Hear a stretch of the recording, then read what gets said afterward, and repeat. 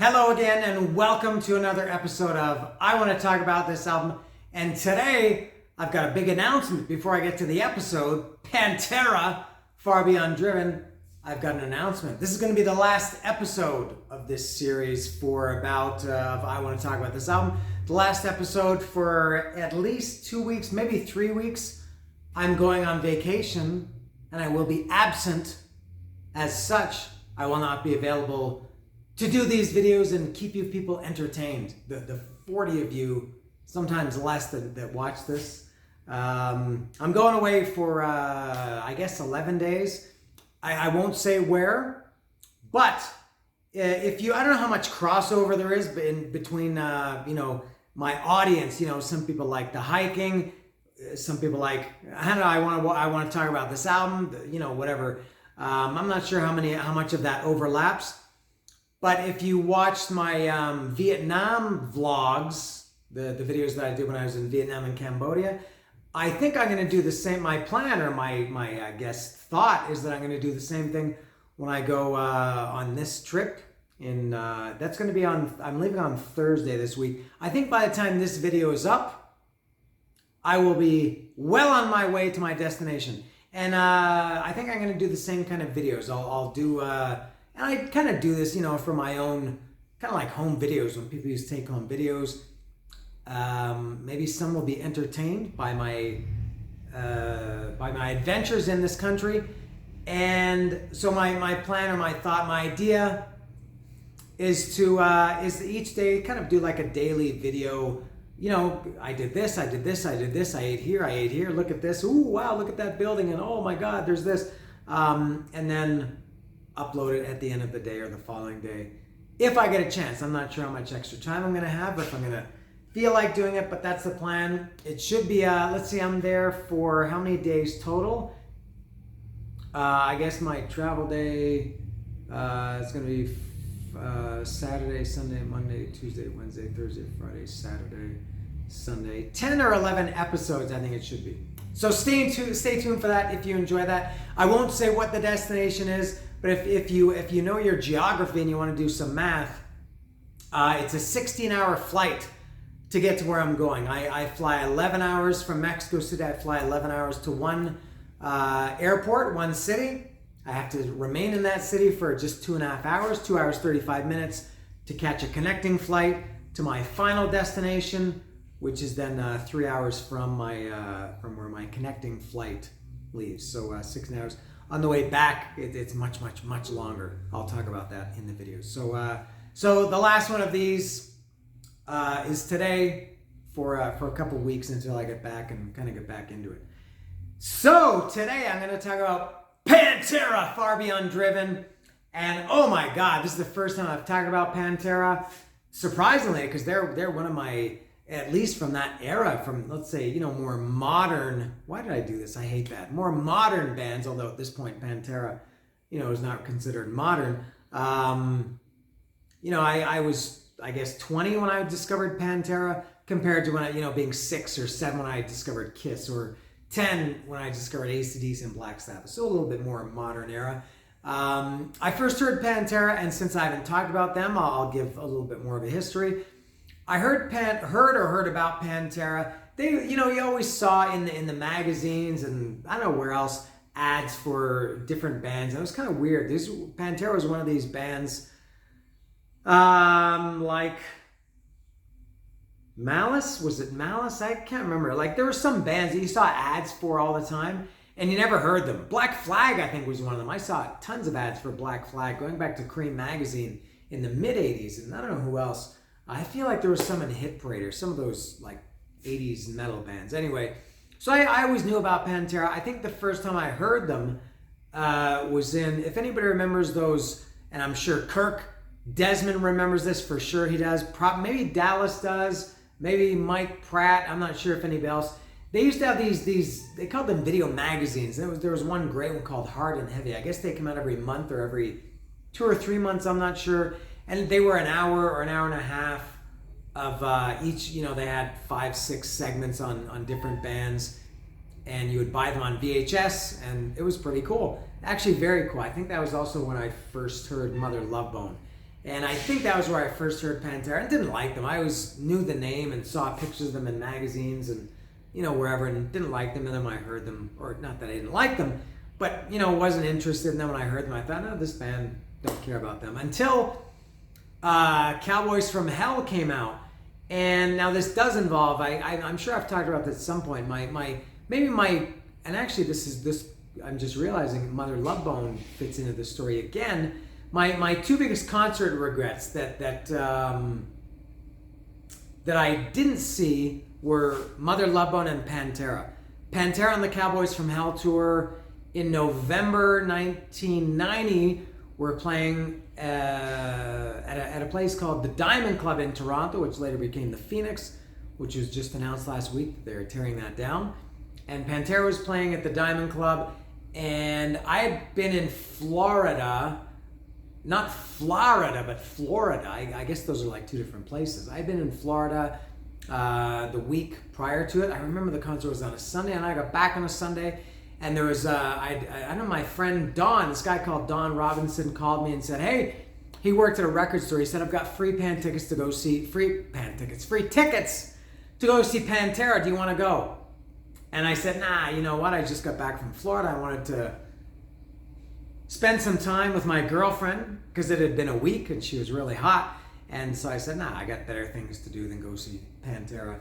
And so I passed on Pantera. And, I did end up seeing them live a couple of times after that. But yeah, I had a chance to see them in a club on the Cowboys from Hell tour. I did like them at that point. I bought Cowboys from Hell in, I guess, some months earlier, maybe in the summer of 1990, I bought Cowboys from Hell. As everybody knows, that, really changed, that was when Pantera became Pantera, more or less. They were like 80 to 90% of what Pantera would become really on the next album, on Vulgar Display of Power. So I regret not going to see Pantera.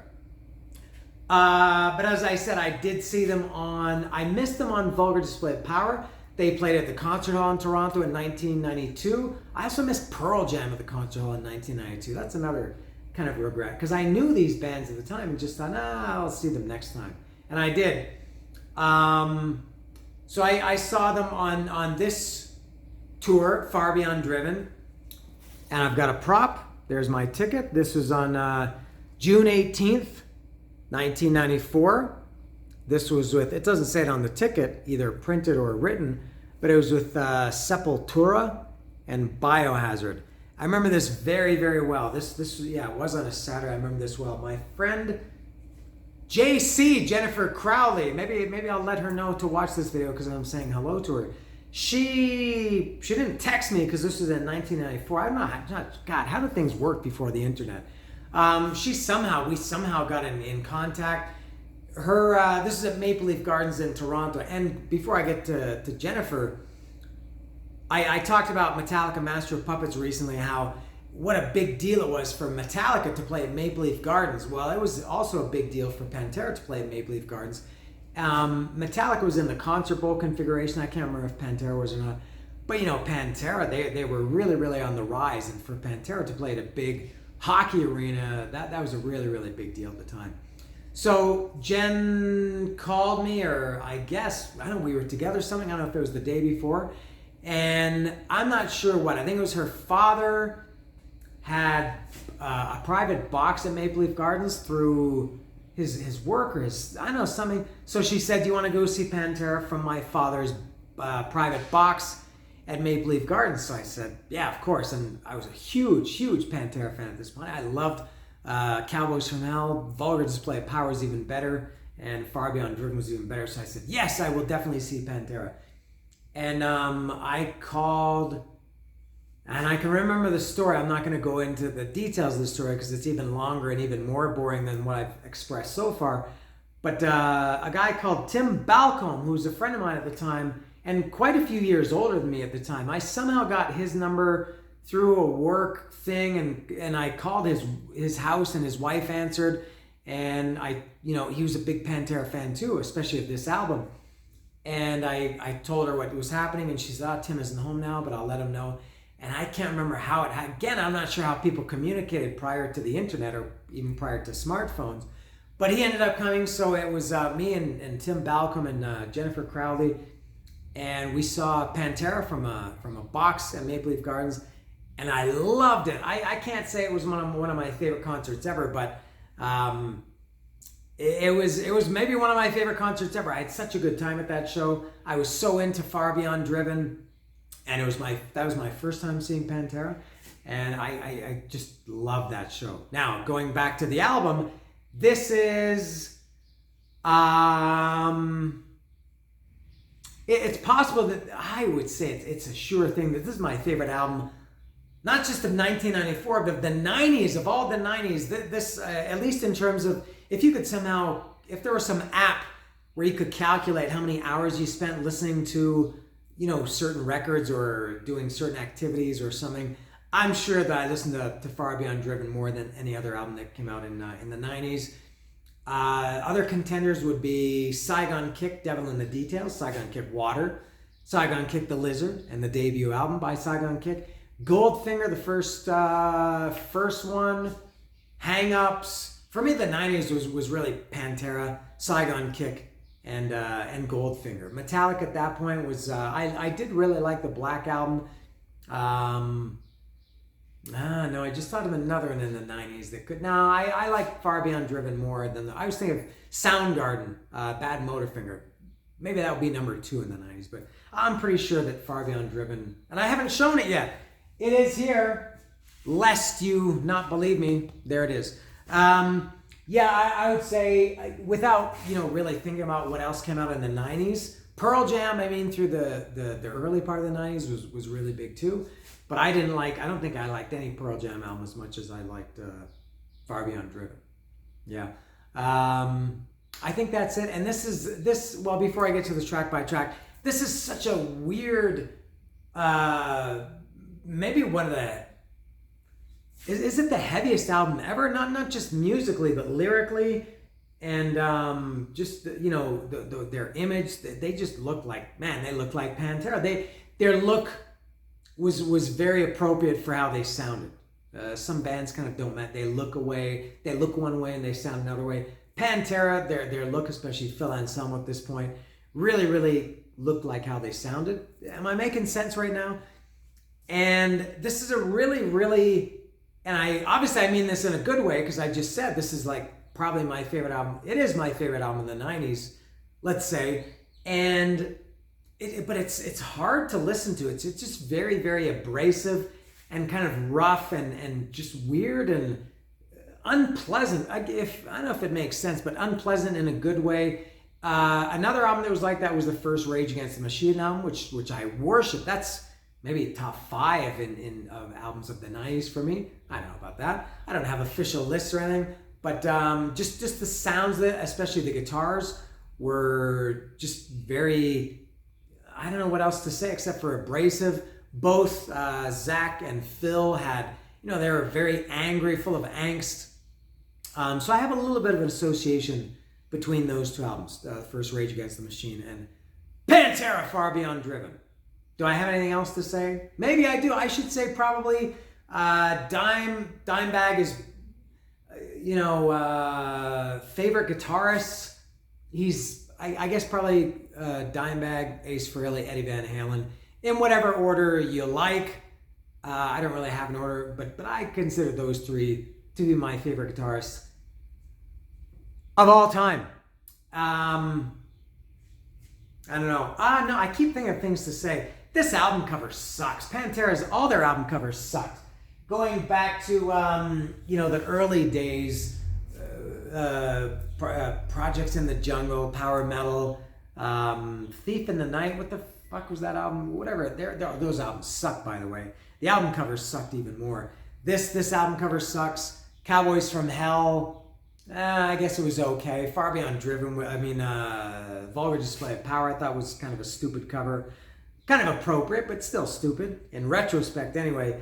This cover sucks, although this cover is way better than the original cover. What a horrible mistake that would have been if that had been, you know what it is.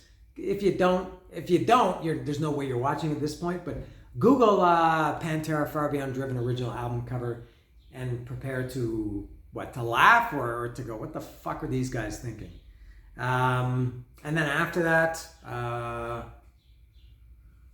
Great Southern Trendkill just had the rattlesnake. That album cover sucked. Far beyond. Great Southern Trendkill had the guy jumping over the fire. Their album covers got worse and worse after this. Do I have anything else to add? This album it's quite long, as albums had a tendency to be at that time. Bands like to, in the CD era, bands like to fill the albums up. They didn't want any, I guess, any wasted space on a CD. Wow, this album is probably about 55, 60. You could fit more than that on a CD.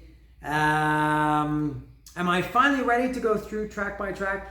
No, because I should say also, I can't tell you how much I worship this album. This is one like Appetite for an Onion, Among the Living, Master of Puppets, God, so many, every Kiss album, that I know every single solitary little, the lyrics, the nuance of the guitars, the drums, the bass. And I mentioned the guitars.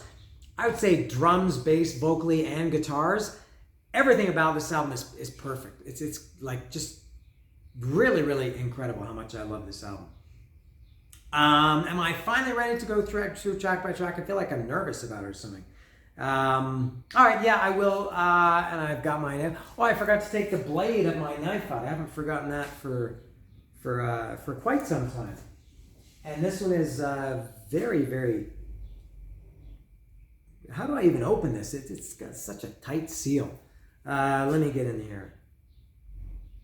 And this is, I didn't show the hype sticker. It says, limited edition, white and stronger than blue marbled vinyl, which I guess I'll show in a few seconds. All right.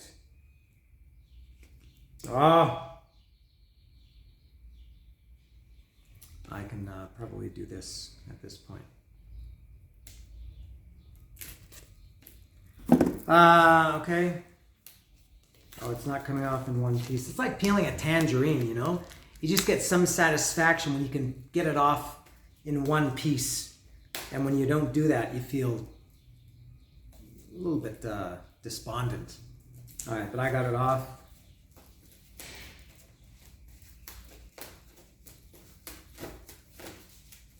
Okay.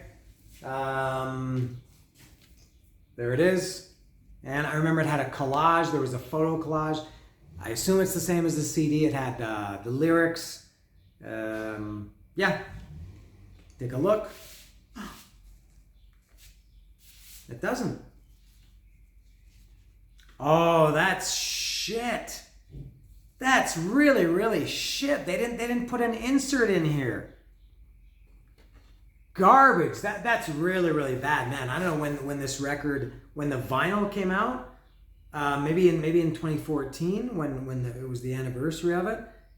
There's no excuse when the CD had a booklet with pictures, a collage, and the lyrics. No reason to not have that. That's very, very disappointing. All right, let's see what the actual record looks like. All right, there it is.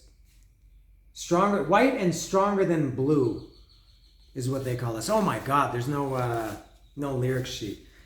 So as a result of me knowing the lyrics so much, I'm sure I'm gonna quote them a lot in this video. So the first song is "Strength by Strength." Now I remember when I first heard this, I didn't like it at all. I was really, really turned off that I can put this down for now. I was very, very turned off that it was just so heavy. You had the shit albums, Projects in the Jungle, Night Fever, Power Metal, whatever those albums were called. And then, Cowboys from Hell took it to the next step. Vulgar Display of Power was another level. And this was, again, another level. And then, the next two, Great Southern Trendkill, I think, Reinventing the Steel were, I think they reached their peak with this one and then stayed there for the next two. But I just thought, this is too heavy. And it reminded me of the time at, it was a few years earlier, Skid Row. I love the first Skid Row album. And then when A Slave to the Grind came out, I was disappointed. Everybody, so many metal fans were like, yeah, it's so heavy and, it's great. And they really did talk like that. They used that tone of voice and they clenched their fist when they talked about it. just like I'm doing now. And I didn't like it as much. I thought, yeah, it's heavier and it's faster, it's more metal, but I didn't think it was nearly as good as the first album. And that's what I thought about Far Beyond Driven, especially when I heard Strength Beyond Strength. I thought, this is too much. Like, Pantera shouldn't be extreme like that. They should be heavy and fast, but they shouldn't be so extreme. I thought it seemed like they were just trying too hard. That didn't last very long because I mentioned how much I love this album. But Strength Beyond Strength, oh my God, again, going back to the abrasive, and I'll try to remember what songs have it. Well, lyrically, this is, there's nothing, no education, no family life to open my arms to you. Say, my job is today, yet gone tomorrow, be broken a gutter. I know the opinion, a broken record. Fuck you and your college dreams. Fact is, we're stronger than all. You're working for perfect bodies, perfect minds, perfect neighbors. You're working for perfect minds, perfect bodies. You're working for, oh my God, you're working for perfect mind, perfect neighbors. Well, I'm helping to legalize dope in your pristine streets and I'm making a fortune. You're muscle and gall, naive at best. I'm bone, brain, and cock. Deep down, stronger than all. And then that great heavy Pantera groove kicks in.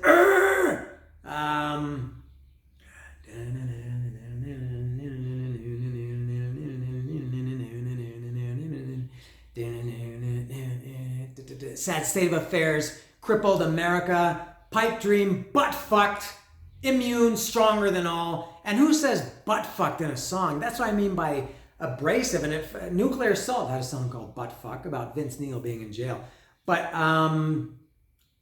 that was, bands back then, they were cursing and stuff, but this was like, holy shit, these guys are really, really, at least Phil, who was obviously writing the lyrics, this guy's out of his mind. He's talking about pipe dream, butt fucked, immune, stronger than all. And then that heavy,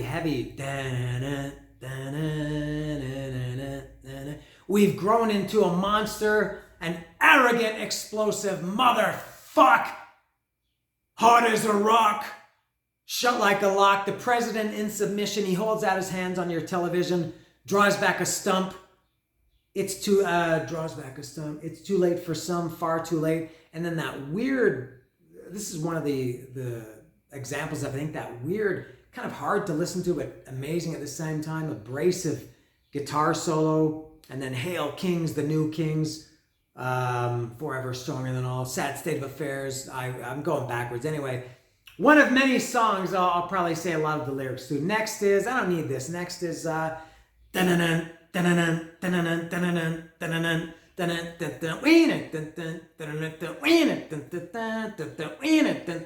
this is Becoming. And I remember years ago, there was some video of, that's abrasive. Dime, I guess, wasn't playing that live, and I think they still do that now. I saw a video somewhat recently. There's somebody off stage stepping on the pedal, giving that effect of which later Testament had an album, and I haven't talked about Testament, and I don't think I will because I've got my records in front of me and there's no Testament here. I would love to because I love Testament, but their records are just too expensive. They had an album called The Gathering in 99, and there's a song on there called Eyes of Wrath. Wise of Wrath, the beast is on your back. And they also, I don't know if it was intentional or like a tribute, but they took that that kind of scraping guitar sound on Eyes of Wrath. That was on Becoming. I'm Born Again with Snake's Eyes, Becoming God Size. And then the next song is 5 Minutes Alone, 5 Minutes Alone.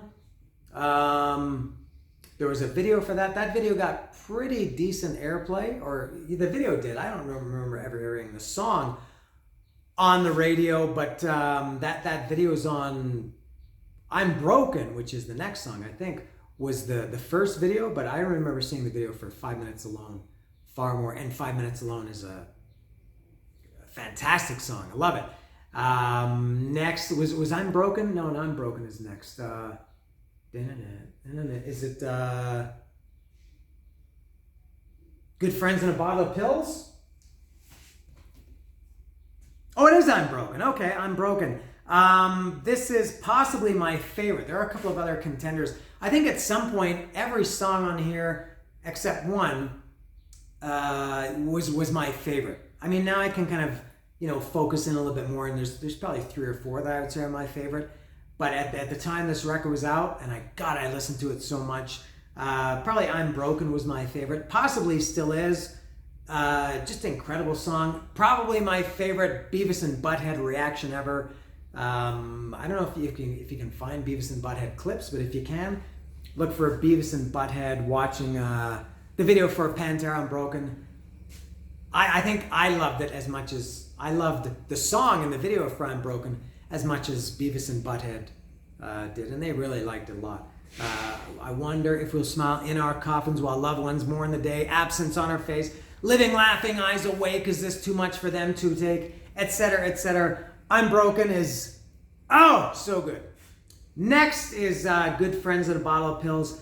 What a fucking weirdo, psychopathic song this is. I feel kind of uncomfortable even saying the lyrics. I fucked your girlfriend last night and it's got this weird, kind of the drums and bass, and it's just, again, it's abrasive, hard to listen to. I fucked your girlfriend last night while you snored and drooled. I fucked your love. She called me daddy and I called her baby. I ate her alive till daylight. I smacked her ass. I ate her alive till daylight. Sometimes I thought you might be spying, living out some brash fantasy, but we were all knocked out. I served too many fucking masters, and Phil is just screaming and screaming. Very, very weird song, and incredible too. Could also be at some point my favorite. Maybe not now. Next is Hardline, Sunken Cheeks. These Hardlines and Sunken Cheeks. As a child, I was given the gift to entertain you. This is obviously a drug song. These Hardlines are very, very heavy. My Soul for a Goat. Dun, dun, dun, dun, dun. Amazing. Side B it starts with Slaughtered, and that real kind of stop and go riff.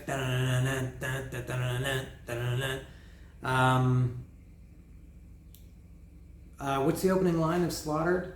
One zone, king man, Christ, person, woman, God.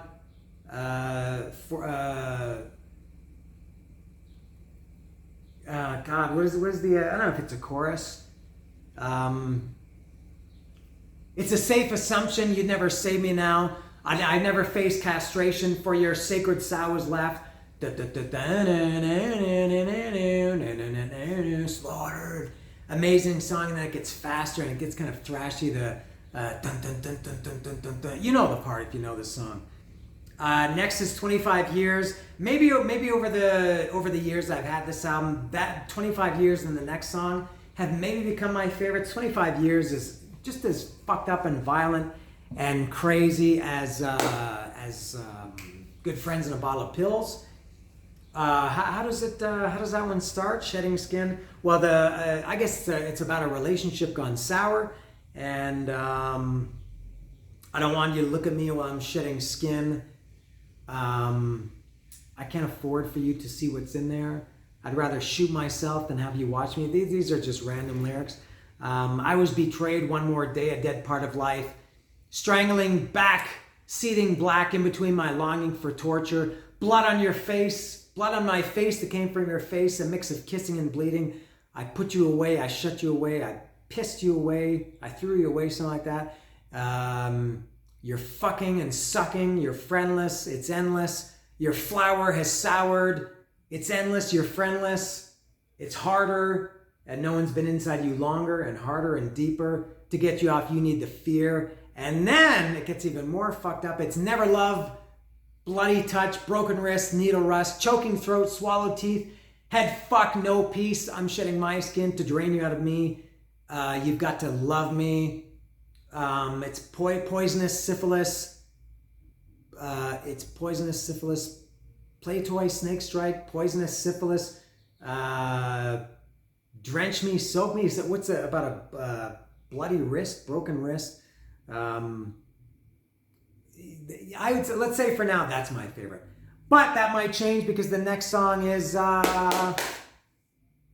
25 years. This, I guess, not I guess, it is about Phil's father, his relationship with his father. Even more fucked up than Hard Lines and Sunken Cheeks and Shedding Skin. I always forget the opening line. I vent my frustration at you, old man. And this is a weird song musically. The vocals, you know, they're not going at the same time. They feel like, I feel like the vocal, Phil is kind of like barking out the lyrics at the same time as this, you know, this really, again, abrasive guitars coming out. And I feel like they're a little bit off time. And I guess they're supposed to be, but it's a very, very weird thing. Again, hard to listen to, but just the best. I vent my frustration at you, old man. After years, your ears were here. You screamed, you tried. It's words of a weakling and promises made by a liar, drunken liar. Now you picked up that splintered chair that was aiming at your head. A head that should have been kicked in long ago by me alone. And I know I missed a few lyrics there, but he's talking about his father, you know, about beating the shit out of his father. Orphan to the dope and drinks. I learned my lessons well somehow from you. Well from you. And it's got that pick scrape throughout. I know, and then I guess the heavy part, the faster part is I vow lest I die tomorrow, you'll never be the father I am, the bastard father to the thousands of the ugly, criticized, and wanted, the ones with fathers just like you. We're fucking you back, we're fucking you back. I'm shoving my life right down your throat. Can you find that? Do you have the heart? Can you feel it? Can you feel it? I'm shoving my life right down your throat. Something, can you find the heart? Can I feel the gut? Something. Look to the ground as you choke me up. Does it taste like tequila or failure? We're fucking you back. We're fucking you back. We're fucking you back. Oh! A couple more here. This is also, especially in more recent years, another one of my favorites, Use My Third Arm. If I remember correctly, this was the second song they played with when I saw them on his tour. They opened with A New Level from Vulgar Display of Power. And then Use My Third Arm was the last one. And this one has a great bass in it. The bass is kind of mimicking the guitar. And then the drums come in and they're all kind of mimicking each other, going together. Very, very angry song. This is in light, your sense of thought, of shield, of real and underground for this coward, building a blood and water scent. It's like a raping, it's entrapment, boy in a bucket, balls in a bag, serve and protect you, his dick, his gun, his brain, his badge. It's about, I guess, corrupt cops, I guess, or just asshole cops. A faster way to kill them all. He's talking about killing cops. A faster way to kill them all would take too goddamn long, absorbed through pores, the great escape. What's the next, does this even matter, the lyrics? I just really get something out of kind of releasing this song. It is kind of a release. I can't remember, but yeah, Use My Third Arm is amazing. And then next is Throes of Rejection. My human dick to blame, reject. This is feeding what I am. Some pretty girl with long hair, some bald guy writhing, rejection. I've run out of things to say. Every song is great. And then the last song is Planet Caravan. Obviously a Black Sabbath cover. This is where the album, it doesn't come down because, man, I love Black Sabbath, and Paranoid is for sure in my top 10 albums ever. Was never a huge Planet Caravan, but I thought Pantera did a great song. But I've talked about this before. To me, covers, even the best covers, it's filler. You know, to me, covers should be like B-sides or, you know, bonus songs or something like that. But yeah, Planet Caravan is excellent. I do remember, and since there's no liner notes, I can't read it exactly, but they kind of, Phil wrote in the liner notes, he kind of defended the use of, the inclusion of Planet Caravan, saying about, don't take this as as a stain on our integrity, something like that. I didn't understand why he said that, because I would think Pantera fans then and now would know that, it's Black Sabbath. Nobody's going to, but I guess because it was like a mellow song, maybe he thought that people were going to, say bad things about Pantera. But I always thought that was weird, even back at the time.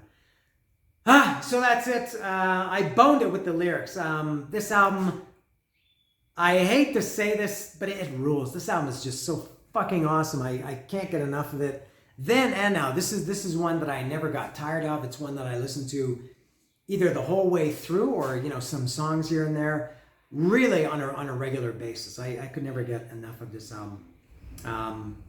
So that's it. So thank you for watching, and remember, no more of these videos. I want to talk about this album for at least 2 or 3 weeks. I think I come back from my trip on June 24th or 25th or something, and that's on a Monday or Tuesday. I probably won't do another video until that weekend, which won't be up until, I don't know when, maybe, I don't know. But anyway, so stay tuned for more in a couple weeks, and enjoy my visit to this mystery country. And anyway, until then, this is one of the really, really great albums ever. This is Pantera, Far Beyond Driven.